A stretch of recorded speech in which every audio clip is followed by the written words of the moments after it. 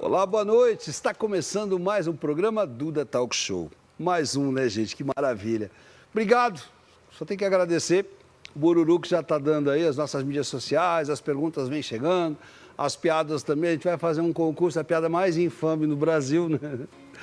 De vez em quando chega uma aqui que a gente tem até problemas em falar, né? Em contar. Por exemplo, tem uma que eu acabei de esquecer. Que eu estava vendo ali. Mas é mais ou menos assim. Hoje nós vamos falar sobre adolescente e tal, né? E aí a mãe escuta assim: mãe, posso colocar o sutiã? E a mãe fala: não. Ah, mas eu quero colocar o sutiã, mãe. Carlinhos, quer parar com isso? Mas olha, gente, por falar em adolescente é chato às vezes, né? Ah, meu Deus, eu que tive alguns, né? E também fui, mas eu era um adolescente tão querido, ninguém me suportava, por isso que eu fiquei assim. Senhoras e senhores, hoje eu tenho o prazer e a honra de apresentar ele que é especialista em neurociência e comunicação. Vai esclarecer qual é o problema. Eu recebo o meu amigo William Borghetti. Vem pra cá, William. E aí, tudo bem? Bem-vindo.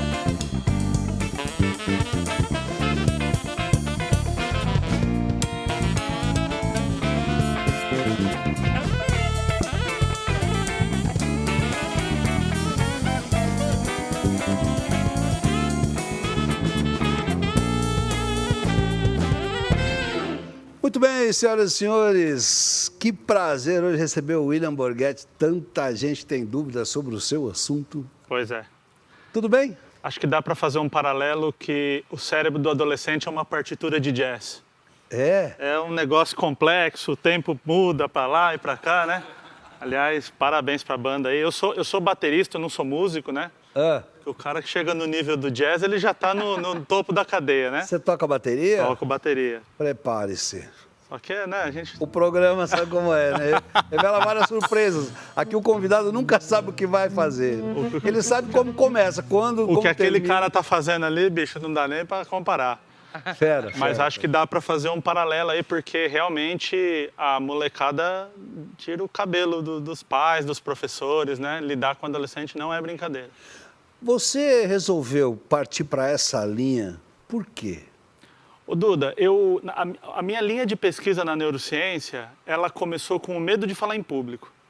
Então eu me angustiava uma questão que era o seguinte: uma pessoa que sabe muito sobre um assunto, ou seja, você dá um problema na mão dela, ela resolve, ela é muito boa naquilo, ela anota 9, 10 ali fazendo. Aí você fala: muito bem, explica para aquela pessoa ali o que você acabou de fazer e como é que faz. Aí a pessoa enrosca, trava, gagueja, vira um problema. E eu comecei a pesquisar na neurociência por que as pessoas tinham medo de falar em público. E aí eu comecei a entender que o adulto que tem medo de falar em público, na verdade, ele foi um adolescente, provavelmente, que teve medo de falar em público, e uma criança que teve medo de falar em público. Eu até acompanhava a sua fala aqui, né, com a Milena, e eu vi que você falou, por exemplo, a dificuldade que tem da interação ao vivo. Sim, e aí cada vez mais. E aí você falou uma coisa maravilhosa aqui que eu falei, eu vou pegar esse take. Nossa, que maravilha. Eu falei? Você falou uma coisa muito legal. Sensacional.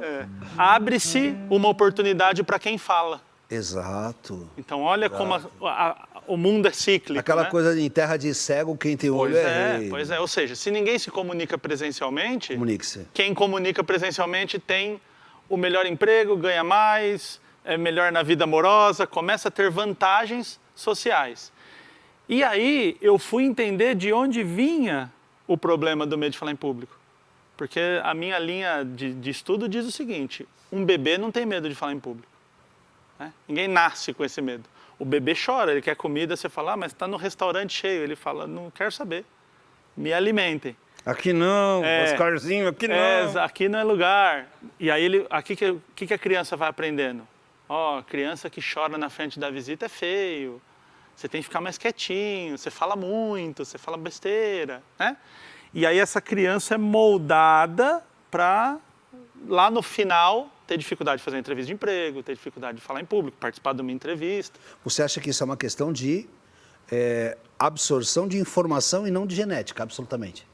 Muito mais de ambiente. Você pode até ter uma predisposição genética à introversão, vamos chamar assim, só que você não vai encontrar uma... Porque o que é introversão? É alguém que tem dificuldade de fazer conexão social. Sim. E a extroversão é alguém que gosta muito. Se a gente for na base dessas palavras, ninguém é totalmente introvertido a ponto de não precisar de nenhuma relação social, salvo talvez algumas raras exceções daquele eremita que se... né? Sim. Mas se a gente jogar na probabilidade da população, e também alguém que quer ter relações sociais 100% do tempo. Até o mais extrovertido gosta daquele momento sozinho para... né? É a diferença da solidão e da solitude. Exatamente, de conseguir estar sozinho Ninguém e gosta ficar da solidão, bem. mas a solitude é bem-vinda aí. Ou seja, você pode ter uma predisposição genética para isso, só que o que vai determinar isso é o ambiente que você vive. Ou seja, se você tem uma predisposição genética para extroversão, mas você é tolhido a vida toda, potencialmente você vai ser uma pessoa tímida. E vice-versa. Alguém mais quietinho ali, uma criança, mas que ela é estimulada e ela fala assim, caramba, quando eu converso eu consigo ir bem na prova, eu consigo ter amigos, e aí daqui a pouco eu consigo namorar, eu consigo ter um bom emprego, isso me dá um dinheiro, me dá alguma vantagem, o ambiente vai proporcionar com que ela consiga se desenvolver. Então foi aí que eu fui estudar o comportamento infantil e adolescente, principalmente. Você se comunicava bem ou você via em você esse problema e falou, eu vou resolver para mim também? Pessimamente, e eu sempre falo que quem me salvou foi a bateria, foi a música. É mesmo? É, porque assim, eu era num nível de introversão que ia embora de um lugar com vontade de ir no banheiro, com vergonha de perguntar onde era o banheiro, de perguntar a hora, coisas muito básicas. E aí eu me lembro que eu sou de Mauá, sou aqui do Grande ABC, né? E lá na cidade vizinha Santo André tem uma escola, hoje chama ETEC, né? As escolas técnicas de São Paulo. E teve um festival de bandas lá. Devia ter 14 anos, talvez. E aí quando a gente entrou para tocar, a nossa banda ela tocava rock clássico. De Purple, Led Zeppelin, né? Tocava classicão. E a gente foi num festival que tinha banda punk e banda de metal. Então, quando os punks entravam para assistir, os metaleiros sentavam e ficava trocando. Cara, quando a gente entrou, a gente... Todo mundo sentou. Talvez um Whitesnake, eu não lembro bem uma música, todo mundo sentou. Todo mundo sentou. Cara, foi pavoroso tal. Mas a sua mãe ficou lá. E... Exatamente. Pô, parece que você tava lá vendo. Exatamente isso. E aí eu me lembro que a música que ia fechar o festival, a nossa participação, era Burn to be Wild, né? A clássica Burn to be Wild. Cara, e Burn to be Wild não tem metaleiro, não tem punk, todo mundo gosta. E aí aquilo encheu. E na primeira vez na minha vida que eu me senti importante fazendo alguma coisa ali. Falei, caramba, legal lá. Nossa. E ali, cara, foi incrível, assim, foi um negócio. E eu falei, pô, dá pra ser bom em alguma coisa, né? Dá pra ser... Eu brinco que eu Só vou tocar essa música agora. Essa é boa, né? Eu nunca estudei música, né? Por isso que eu falo que eu não sou músico, eu sou baterista, né? Nunca estudei música. Não, ali ninguém também. Mas eu falo que eu era igual aquele zagueirão ruim. Eu falo, eu sou ruim, mas eu vou marcar com força porque eu vou ganhar no apoio, né? E isso me levou a entender por que o adolescente, ele tem essa dificuldade de se comunicar, de se interagir e tudo mais, mas tem uma salvação. E essa salvação é através da comunicação, seja pela música, seja pela conexão com outras pessoas. Então, isso que me levou para a neurocomunicação dos adolescentes. Por exemplo, adolescente, eu acho que muitas pessoas vão se identificar com essa conversa, né? A maioria das pessoas acha. O adolescente em casa, às vezes, ele é monossílabo, né? A mãe fala, sim, não, quero, Na rua ele fala com todo mundo, né? Com os amigos, né? Isso é o quê? Uma interação que vem de qual é o problema do adolescente, de uma forma geral, né? Porque são muito parecidos. Sim. Não, muito parecidos. É aquela fase do autoconhecimento. A que você atribui isso? Porque eu passei por isso 3 vezes, com 3 adolescentes, né? De vez em quando eu passo com os adultos ainda. Mas... Tem uns adolescentes de 40 que dá um trabalho danado, né? Puxa vida, né? É de 40 ainda não, amigo. Mas assim... Porque filho tem aquela coisa, quando está perto do pai e da mãe, eles são diferentes. Sim, né? sim. Até quando eles começam a enxergar que ele também poderia ser pai, o que ele faria no meu lugar. Aí ele começa a mudar a concepção da vida dele e tal. Mas a que você atribui essa diferença no meio da família e socialmente os jovens se libertam mais? Legal. Ô, Duda, tem uma explicação sociológica e biológica para esse fenômeno, né? A primeira que é a seguinte: uma criança, quando ela está no seio familiar ali, se ela tiver a atenção daquelas pessoas que criam ela, dos cuidadores, normalmente pai e mãe, mas em alguns casos avós, tios, né? Quem cria, essa criança ela só tem uma meta: ser aceita por aquelas pessoas. Então, eu até brinco assim, às vezes a criança sofre um bullying lá, cabeção, né? Tal. Ela chega em casa, mãe, me chamaram de cabeção, mãe. Só porque eu tava com a cabeça na cabeça. É linda, né? Você não é cabeção, né, filhinho? Aí dá aquela acariciada, assim. Mas isso, para a criança, é o suficiente. Para acabar com a... Do tipo, não importa o que está rolando lá fora. O importante é que aqui eu sou amado e querido, ou amado pela professora. Normalmente a professora do infantil é a tia legal, é a tia que acolhe e tal. Então a criança vai vivendo nessa fase. Quando ela chega ali nos 7 anos, ocorre um fenômeno biológico, que aí acontece dentro do cérebro, que chama poda neuronal. O que é a poda neuronal? O cérebro escolhe algumas conexões de neurônios que estão sendo usadas e desfaz, igual uma poda de árvore. Ele dá uma arrumada nas podas. Por isso chama poda neuronal. E agora, o que muda para essa criança? E quem está assistindo a gente que tem um filho na idade de 7 vai falar, nossa, é meu filho. Você acorda um dia e você fala, tem um inquilino morando em casa. Cadê aquela criança dócil que assiste filminho com o papai aqui e tal, e vamos ver o desenho, daqui a pouco, tipo, não, já não quer, já começa a ter uma alteração comportamental. Uma dessas alterações é num neurotransmissor, numa química que é muito conhecido aí na internet, que é a tal da dopamina. Ou seja, para você ativar um neurônio de dopamina, você precisa de um estímulo externo. O que acontece? Agora é como se o cérebro colocasse o limiar, ou seja, o ponto de início, aqui. Então você chega para uma criança de 5 e fala assim, vamos ali ver o cachorro na rua, vamos na janela? A criança, vê o cachorro, e na vovó, tal.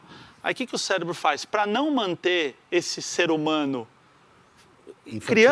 infantilizado, para colocar ela numa nova fase, ele sobe a régua. Aí você chega para um menino de 10 e fala, vamos na vovó? Ele fala, ai, vovó de novo. O que atinge esse limiar? Correr com o carro, fazer doideira, pular no 3º andar na piscina. É a troca. Por interesse. Exatamente. Por quê? Porque quando ele faz isso, o meio social valida. Porque se a gente, adulto, fala assim, vamos pular no 3º andar na piscina, você fala, mano, meu convênio não cobra aqui perto, onde fica o hospital, uns pensamentos burocráticos. Um adolescente que faz uma coisa muito louca, ele é validado pelo social. Então você vê que tem uma interação sociológica aqui e tem uma interação biológica. Agora ele vai começar a ser preparado. Quando ele chegar ali nos 12, ali, 11 anos, você começa a ter uma alteração reprodutiva. Então começa a ter... Os interesses são outros. Exatamente. O meu interesse começou a mudar com 11. Exatamente. Então quando você pensa assim, ó, pega uma criança de 5 anos... Pode seguir, segue. Pega uma criança de 5 anos, por exemplo, e fala para ela, põe sua roupinha do Homem-Aranha pra gente ir no mercado. Nossa! Show! Pira, ela chega no... Vai subindo nas coisas e tal. Ela faz assim no caixa e as pessoas acham bonitinho e ela pira naquilo ali. Você fala para um adolescente de 12 colocar a roupinha do Homem-Aranha, ele prefere tomar um tiro do que botar a roupinha. Vem cá, mas deixa eu te fazer uma pergunta dentro disso, que é o seguinte. Você não acha que é diferente, por exemplo, obviamente que você está falando de uma forma científica, né? Você está explicando A neurociência. Isso. Mas vamos partir do princípio de que os tempos mudam, as culturas também. Obviamente que Perfeito. lá em 1970, os jovens se expressavam mais. Por quê? Porque existia toda uma cultura de diversidade de liberação, né? Aquela época que as pessoas estavam saindo, a maioria dos regimes militares, ditatoriais, enfim, vindo para uma democracia de uma forma universal. E aí, obviamente que com esse movimento as pessoas falavam mais, os adultos falavam mais, existia mais comunicação. Você acha que de tempos em tempos isso também não tende a mudar as pessoas? Por quê que eu estou te perguntando isso? Porque existiu uma fase, e acho que ainda existe, hoje mais pela velocidade da informação, não sei se você concorda comigo, mas existiu uma fase que os jovens eram assim, eu peguei essa com os meus filhos. Quanto menos eu aparecer na roda, mais eu estarei aparecendo. Então eles ficavam no grupo de 20 que ninguém falava. Quando alguém falava alguma coisa, os outros olhavam para ver se aquilo... Então, os jovens ficavam pensando muito no que iam falar para não parecer ridículos. Perfeito. Inclusive, tem uma tendência agora, chama Feed Zero, o feed lá do Instagram, da rede social, chamado Feed Zero, que ele tem a conta, ele tem interação, mas ele não posta nada no feed. Quando você vai conversar com esse adolescente, qual que é a resposta dele? Aqui, eu não posso ter uma opinião que amanhã eu posso mudar e aquilo ficou lá registrado. Nossa, eu adoro o sofá amarelo. Aí eu registro isso para sempre. Aí amanhã eu falo, não, mas o sofá azul é mais legal. Tem que cantar para eles. E agora tá... Lembra? Eu prefiro ser essa metamorfose ambulante. Exatamente. Só que todas as gerações da história, você só vai saber da minha adolescência aquilo que eu te contar. Então, eu contei a história da música, contei a história do rock, histórias que eu quero. Tem história na minha adolescência que eu não vou chegar num programa de televisão e contar. Certo. Qual que é o problema da geração atual? E aí é o que você trouxe. A máquina cérebro é a mesma desde, sei lá... Vamos entrar nessa seara que está muito bom. Rápido intervalo para os nossos amigos apoiadores, voltamos já.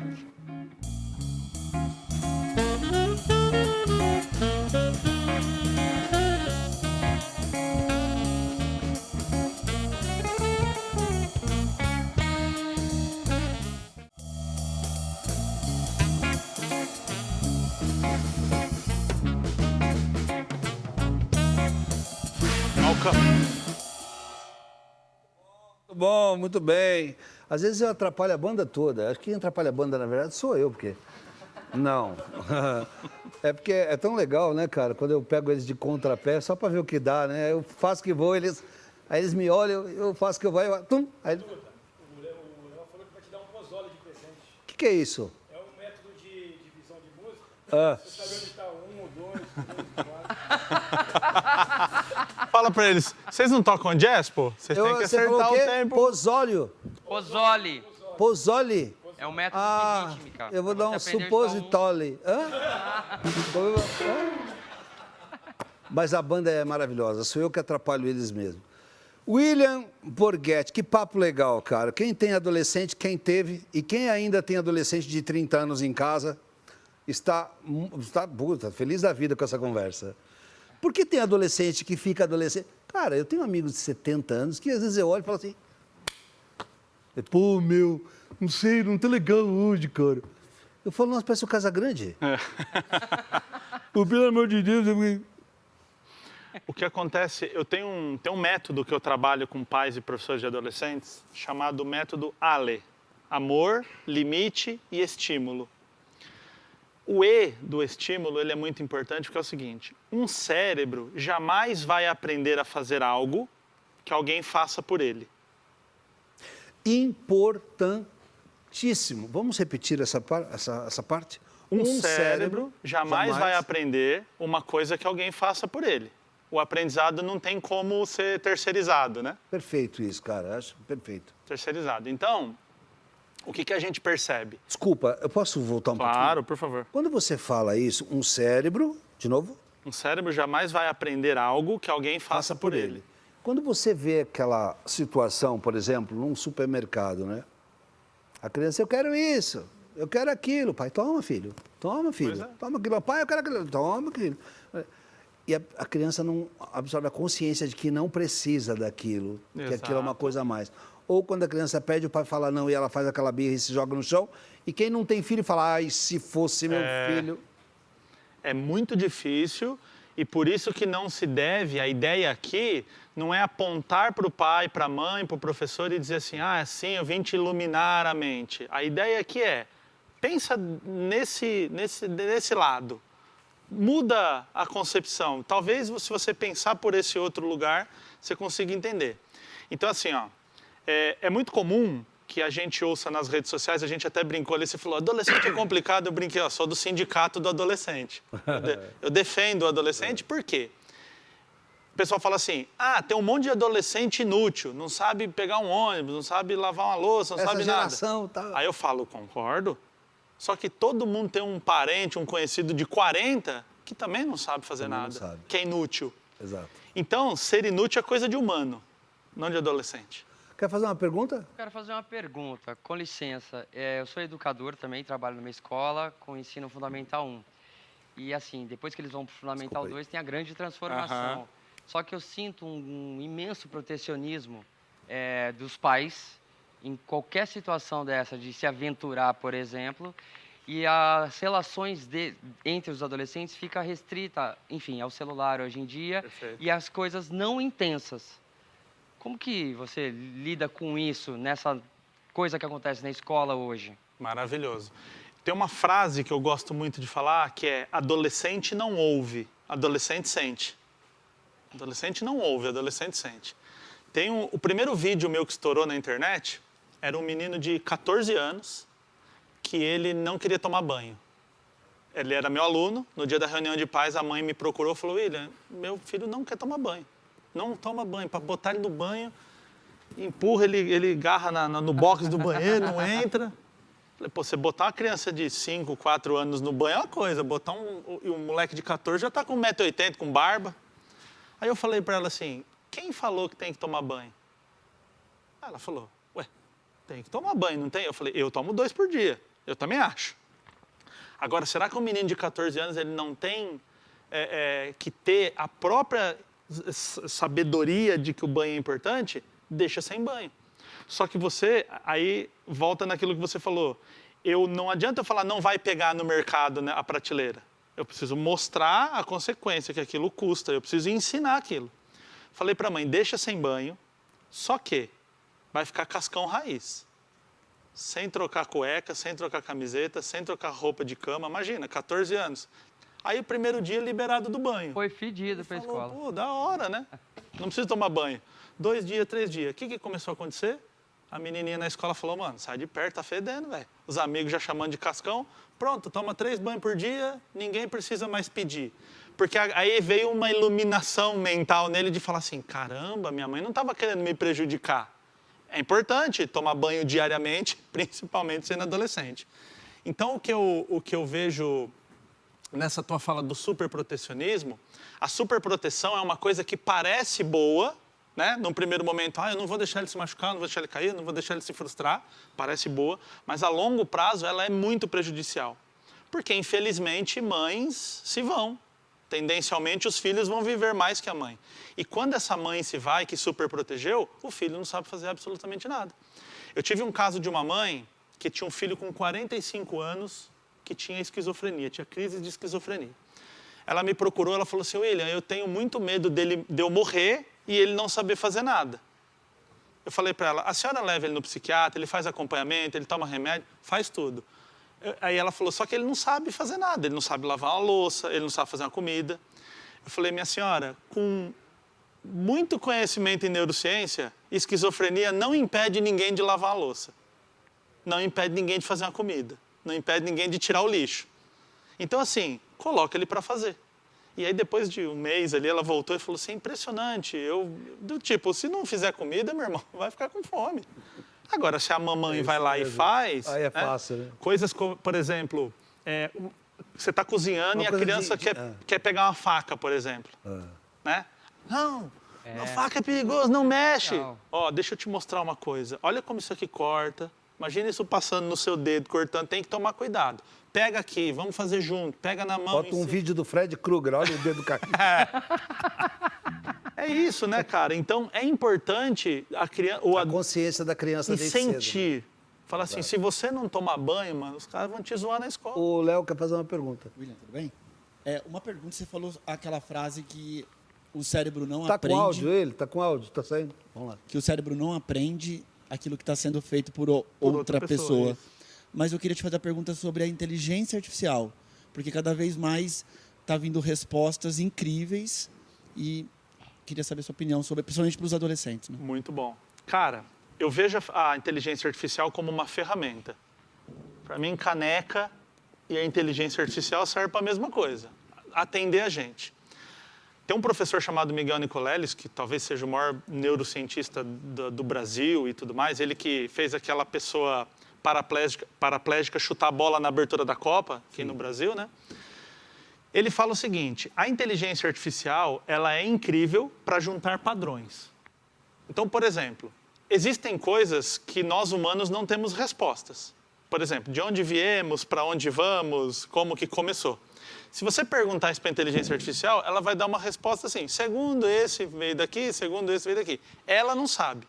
A inteligência artificial, ela só sabe aquilo que a gente programou ela para saber. Sim. Como que é essa relação com os adolescentes? Hoje, chega a ser inocência um professor pedir para um adolescente resumir um livro em casa. Ele vai usar a inteligência artificial. Acabou. Quando eu preciso passar uma atividade para os meus alunos, o que eu falo para ele? Eu vou te passar uma atividade sobre um assunto. Vai pesquisar. Eu quero que você use o chat GPT, eu quero que você use o YouTube, eu quero que você use o Google, eu quero que você use tudo. Eu quero ver você defender para mim aqui na frente.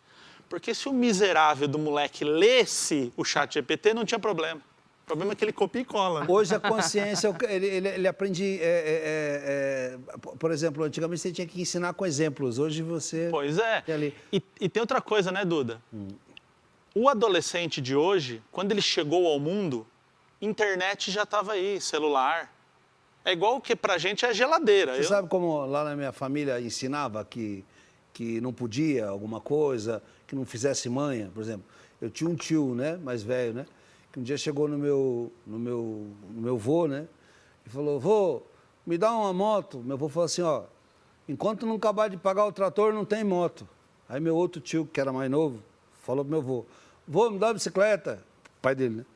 Aí meu avô falou assim, que bicicleta, enquanto não acabar de pagar o trator, não tem bicicleta. E depois tem a moto ainda. Né? Aí tinha o pequenininho, né? O pequenininho, que era o Piazinho, 5, 6 aninhos. Ele falou assim, vô, meu pai, né? Ele fala, pai, aí eu falo, vô, ô pai, me dá um patins.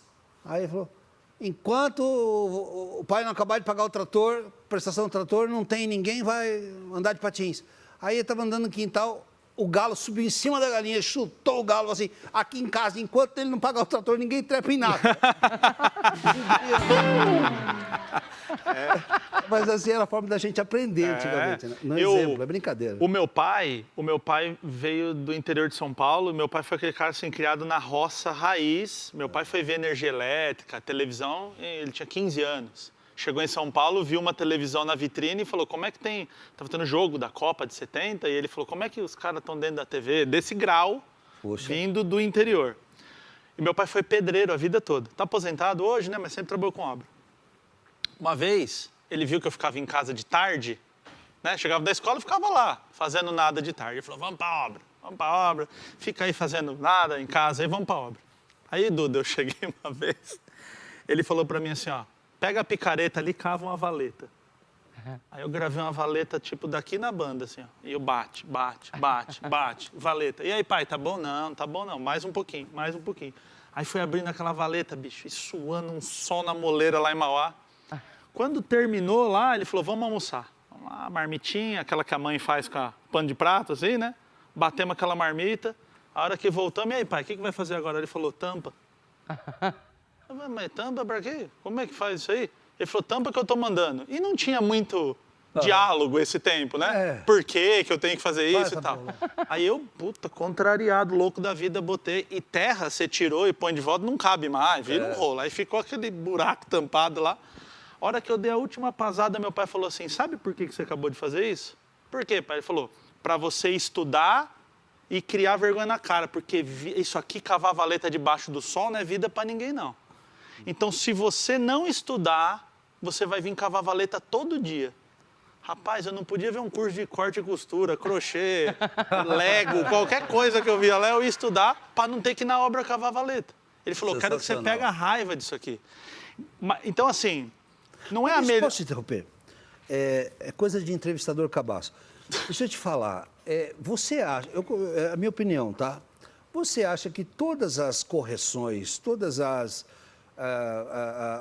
não correções assim, todas as vezes que você chama a atenção e tal, quando você coloca, sobretudo, o amor em todas as relações, não é o que mais funciona? Eu tenho certeza Eu não disso. acredito em violência, eu não acredito em discussão, eu não acredito em julgamento. Até Será porque, que né, isso- Duda? Sim, sim. Até o método, inclusive, começa com A. Né? Ele não começa com o limite, com o estímulo, ele Porque não começa tem com o amor. ninguém que não entenda o amor. né, É. cara? Sabe por quê? A pior coisa que tem é, primeiro, ou você é punido injustamente. Na vida adulta, vamos imaginar, tomei uma multa e vi lá, não era eu que estava na hora ali, era um outro carro. Né? Você fala, pô, vou ter que pagar um negócio que não fui eu, já há uma crise ali e tal. Outro ponto é você ser multado ou você ser punido por uma coisa que você não sabia que era errado fazer. Sim. Pô, entrei ali à esquerda e não podia, não tinha placa, Como não tinha assim? nada. Né? E outra é a questão da injustiça, ou seja, eu fiz lá, mas não era para tanto, não era para tomar uma multa e tal. Então eu sempre vejo que quando o adolescente faz uma arte, ele está vulnerável ali. Porque ele fala, agora meu pai vai chegar e vai me quebrar, vai fazer um regaço aqui. E aí você chega e enfia aquela ideia na cabeça dele. Fala, meu irmão, você não vai apanhar, não tem nada disso aqui, tá tudo certo. Só que você vai pagar o que você armou. Você não está repetindo na escola, você não está zoando na prova, não tem problema. Mas você vai segurar. Eu falo para a molecada, eu dou aula para o ensino médio, mais para o ensino médio, né? E aí eu falo para a molecada o seguinte, eu nunca vou chamar tua mãe aqui. Aí eles falam, da hora, né? Não vai chamar a mãe. Eu falo, quem vai resolver o problema é você.